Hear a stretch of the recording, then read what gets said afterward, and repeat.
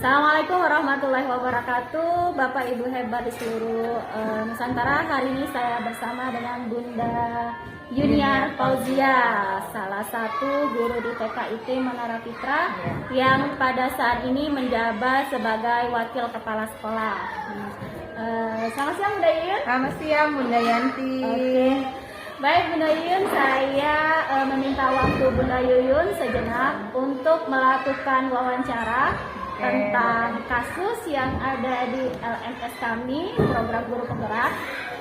Jadi wawancara ini akan direkam Bunda Yuyun Bunda dan Yanti. akan di-upload, kemudian akan di beberapa dari guru yang sedang mengikuti guru penggerak ini akan memberikan komentar terhadap video yang kita rekam hari ini. Apakah Bunda Yuyun bersedia? Bersedia Bunda Yanti. Oke, terima kasih. Baik Bunda Yuyun, kita ada kasus nih. Ceritanya Bunda Yuyun adalah kepala sekolah di sebuah sekolah negeri. Ini taraknya SMA Bunda Yuyun. Oh, SMA ya. Gak apa-apa ya kalau kita TK ya? Oh iya Bunda Yanti, gak apa-apa ya? Gak apa-apa, kita seolah-olah Bunda Yuyun ada kepala sekolah di SMA. Oh iya. Jadi di sekolah itu sebut saja ada namanya Pak Dodi. Ya. Dia adalah guru yang berprestasi. Wow. Dia juga memiliki pengalaman kerja yang sudah lama dan berkompeten. Akan tetapi ternyata Pak Dodi ini memiliki pengelolaan emosi yang kurang baik. Oh, di kelasnya ya? Iya, di kelasnya pengelolaan emosi yang kurang baik.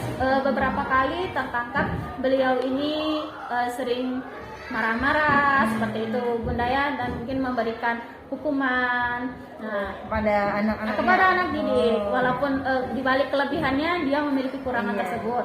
Selain itu Pak Dodi ini juga memiliki pengelolaan waktu yang kurang baik, seperti terlambat mengumpul RTP, terlambat mengumpulkan penilaian, rapot, seperti itu Bunda Yuyun ya. Selain itu kepala sekolah Bunda Yuyun sudah beberapa kali memberikan peneguran, tetapi belum ada perbaikan seperti itu dari Pak Dodinya. Sehingga di akhir tahun ajaran melalui rapat keputusan dan pertimbangan, akhirnya Pak Dodi ini tidak diperpanjang kontraknya. Oh, di stop ya Bunda ya? Ya, di stop. Tidak berlanjut lagi untuk tahun ajaran berikutnya. Ya. Pak Dodi menerima keputusan itu, tetapi dia membuat perjanjian dengan Bunda Yuyun kalau dia akan mencari pekerjaan di tempat lain. Bunda Yuyun selaku kepala sekolah bersedia memberikan surat rekomendasi. Insya Allah bersedia. Seperti itu. Nah, jadi suatu saat Pak Dodi ini sudah diterima di sekolah lain. Ini sekolah apa namanya? Sekolah Cahaya Hati. Di sekolah Cahaya Hati ini mengirimkan email kepada Bunda untuk mengisi kuesioner tentang kinerja, pengelolaan emosi, pengelolaan waktu, dan integritas dari Pak Dodi.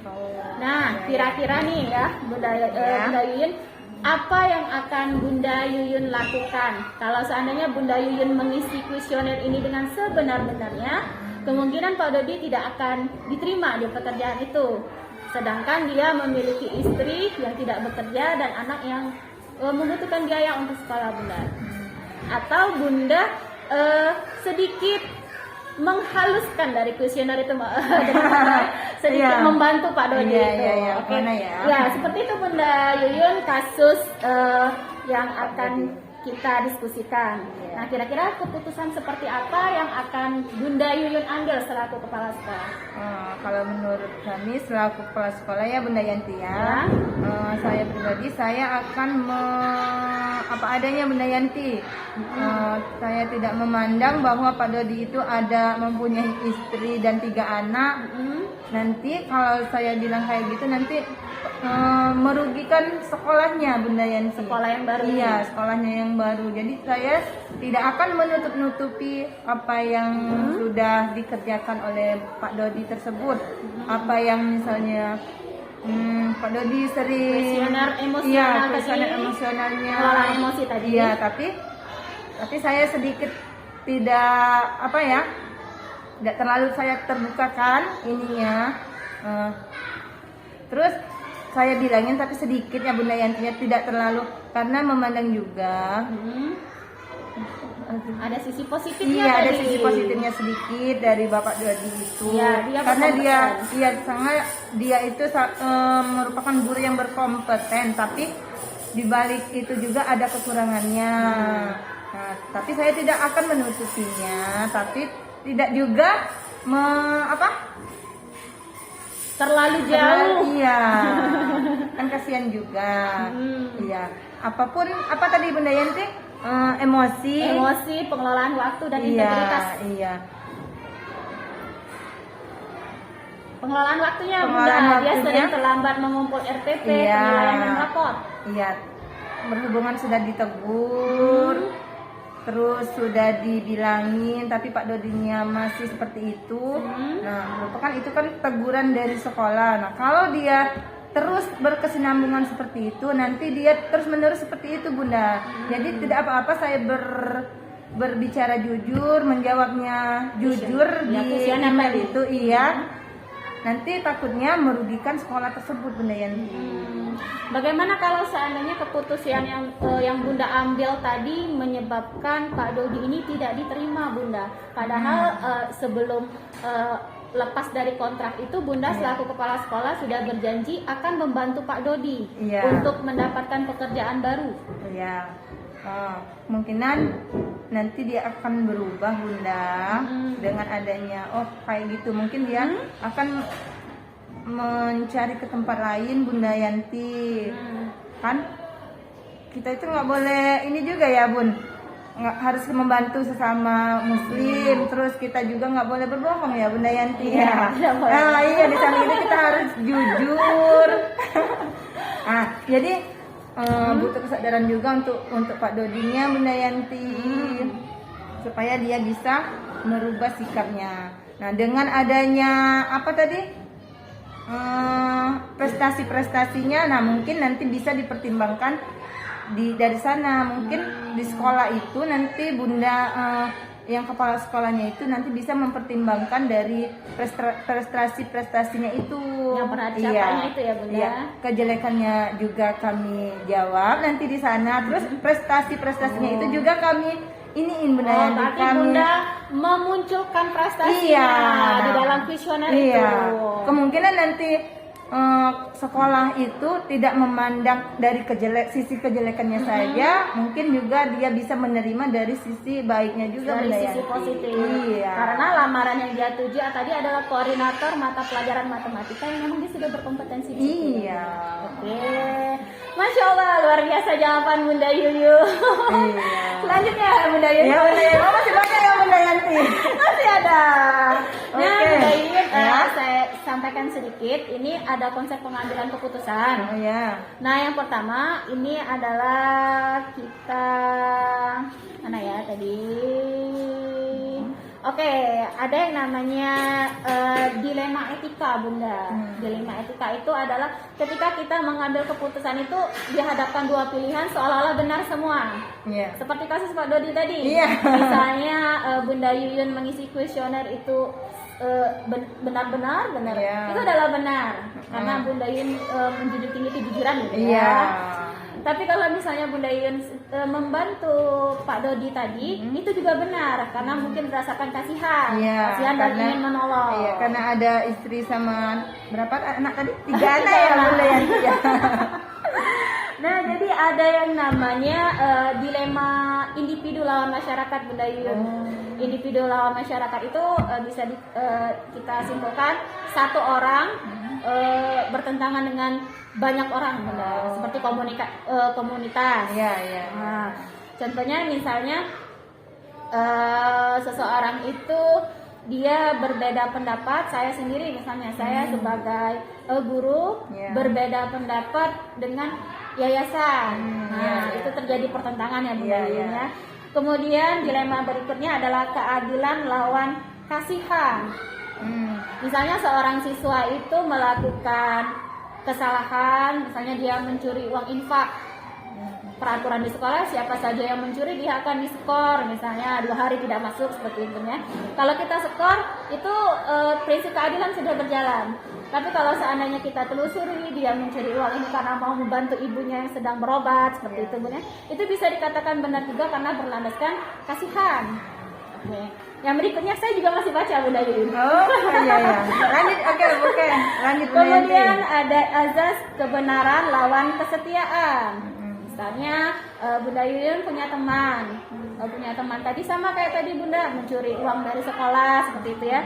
Bunda dihadapkan dua dilema antara menyampaikan sebuah kebenaran, melaporkan perbuatan teman Bunda Yuyun, atau setia kawan dengan kawan kita tadi, karena kita sudah terlalu akrab, tidak enak seperti itu kan. Nah itu namanya prinsip kesetiaan. Ada lagi jangka panjang lawan jangka pendek Bunda Yuyun. Jangka pendek ini kita cuma memikirkan dampaknya cepat, yang penting selesai. Tapi ada lagi yang namanya jangka panjang. Ini efek jangka panjang, misalnya kayak mencuri tadi, kita cuma kasihan, itu jangka pendek Bunda Yuyun. Tapi kalau kita mikirkan efek jangka panjang, misalnya anak ini merasa nanti aku bakal dilindungi juga, itu jangka panjang Bunda Yuyun. Jadi dari berdasarkan 4 prinsip ini ya Bunda Yuyun, individu lawan masyarakat, keadilan lawan kasihan, kemudian kebenaran lawan kesetiaan, dan jangka pendek lawan jangka panjang. Kira-kira yang sudah Bunda Yuyun jabarkan di awal tadi itu kira-kira berdasarkan prinsip apa ya Bunda Yuyun? Kira-kira individu lawan masyarakat, keadilan lawan kasihan, kebenaran lawan kesetiaan, atau jangka pendek lawan jangka panjang? Yang mana ya? 4 ya pilihannya ya Bunda. Banyak juga ya. Yang pertama ya kayaknya individu lawan masyarakat atau bukan, keadilan lawan kasihan? Keadilan lawan kasihan. Keadilan lawan kasihan ya Bun. Yang ketiga tadi apa? Yang ketiga tadi kebenaran lawan kesetiaan. Coba ulangi Bunda Yanti yang ketiga itu. Yang ketiga itu apa? Yang ketiga itu tadi kebenaran lawan kesetiaan. Misalnya ada teman kita yang mencuri uang kan Bunda. Kita jadi saksi mata. Kita mau melaporkan sebuah kesalahan ini karena menjunjung tinggi nilai kebenaran, atau karena dia ini teman kita tahu dia sedang kesulitan, kita setia kawan kayak gitu. Yang ketiga lebih kebenaran lawan kesetiaan. Boleh dijelaskan Bunda dalam kasus Pak Dodi tadi? Karena saya menyatakan kebenaran, mengisi email tadi ya Bunda ya, mengisi kuesioner itu berdasarkan kebenaran apa yang saya lihat, apa yang saya dengar, dan berdasarkan fakta-fakta yang ada. Iya. Terus saya juga mengisinya tuh berdasarkan prestasi-prestasinya itu juga saya menunjukkan kesetiaan kepada Bapak Dodi. Oke. Ternyata kita sependapat ya Bunda. Pandangan apakah sama pandangan saya? Iya sama Bunda. Saya juga sependapat dengan Bunda Yuyun. Oke, terima kasih Bunda Yuyun atas waktunya hari ini secara garis besar. Kita sependapat Bunda Yuyun. Ternyata sependapat ya kita Bunda Yanti. Iya, bahwa pada kasus Pak Dodi tadi kita mengalami dilema kebenaran lawan kesetiaan. Di satu sisi kita memang harus menyampaikan kebenaran-kebenaran dari integritas Pak Dodi tadi, bagaimana cara dia mengelola emosinya, bagaimana pengelolaan waktunya, dan bagaimana integritasnya terhadap sekolah tersebut. Tetapi kita juga tidak boleh terlalu Bunda Yun ya, terlalu menjatuhkan dia, karena Pak Dodi ini sudah mengalami prestasinya sudah tinggi prestasinya sudah tinggi, dia sudah berkompeten dalam pembelajaran matematika tadi, dengan pernah diberhentikannya dia sebagai seorang guru, dengan pernah dia diberhentikan sebagai seorang guru karena kelalaian dia dalam pengelolaan waktu, emosi. Kita tidak tahu nanti dia bisa berubah, kan dia sudah mendapatkan teguran itu Bunda Yuyun ya. Mudah-mudahan dengan kita memberikan kesempatan kepada Pak Dodi tadi, dia bisa lebih baik lagi di sana. Ya, semoga ya Bunda Yanti ya. Ya, semoga. Terima kasih Bunda Yuyun atas waktunya hari ini. Oke, Bapak Ibu guru sekalian, demikian wawancara saya dengan Bunda Yuniar Fauzia, salah satu guru di TKIT Menara Fitra. Terima kasih. Wassalamualaikum warahmatullahi wabarakatuh.